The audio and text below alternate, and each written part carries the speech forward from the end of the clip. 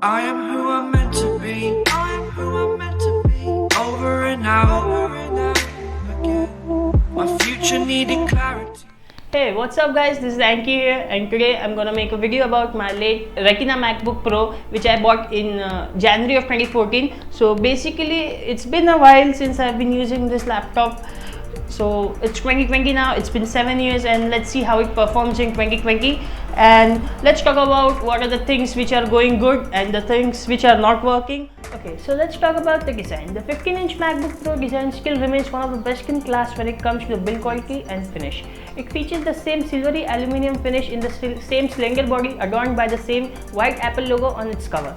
The weight is at 1.9 kgs, which is a bit on the heavier side when compared to the 2020 MacBook Pro, but it's not substantially different. Cutout on the side helps draw in air to cool the internal components and are in the same spots.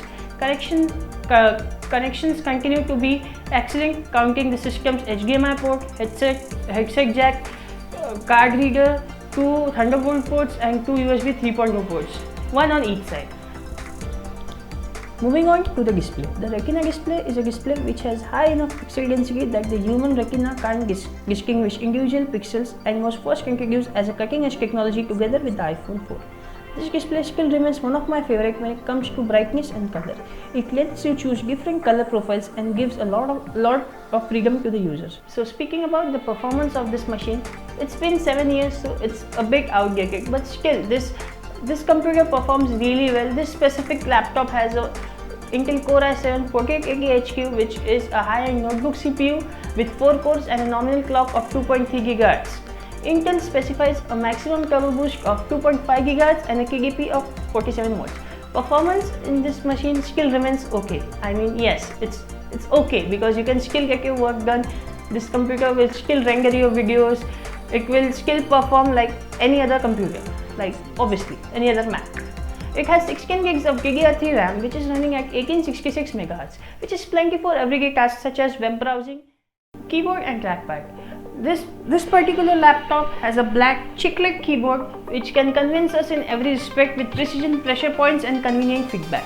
Clattering noise from the keys is minimum, which result in pleasant noise during typing. I prefer this keyboard over the new butterfly switches, which has no key travel, and when it comes to typing on this keyboard, it is way better than the new one.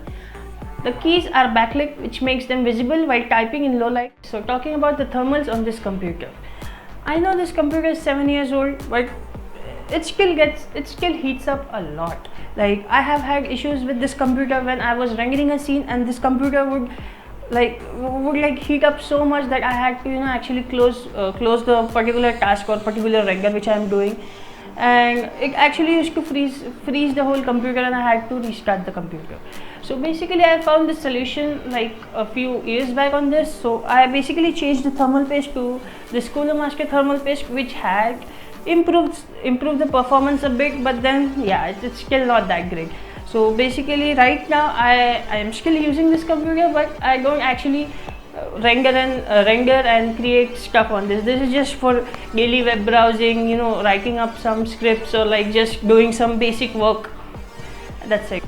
Okay, so in conclusion, the 15-inch Retina MacBook Pro is still a champ, and it can still get your work done. So that was my video on how does a 15-inch Retina MacBook Pro performs in 2020. So if you guys like my content, please give it a like, subscribe and stay safe guys. Peace out.